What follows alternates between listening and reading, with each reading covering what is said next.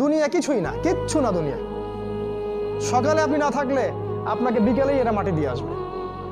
চোখ বন্ধ করে চিন্তা করবেন, রাত্রেবেলা আপনি পৃথিবীতে নাই, আপনার স্ত্রী, আপনার সন্তান, আপনার প্রতিষ্ঠান, আপনার সংগঠন, আপনার সব কিছু কি থেমে আছে না চলছে?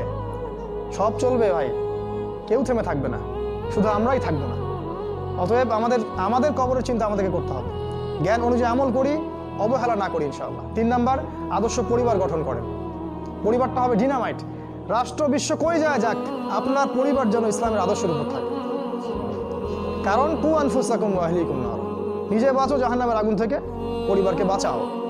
আপনার ছেলের ব্যাপারে সচেতন হন, মেয়ের ব্যাপারে সচেতন হন, স্ত্রীর ব্যাপারে সচেতন হন। আপনার পরিবার, আপনার রক্তের সম্পর্ক, আত্মীয়, এদের মাঝে আপনি দিনের প্রচারটা করেন। কোথায় কে জাহান্নামে যায় যাক, ওটার পরের চিন্তা আপনার, ওটা চিন্তা আপনার করতে হবে না এখন। আপনি আপনার পরিবারের দিকে ফোকাস করুন।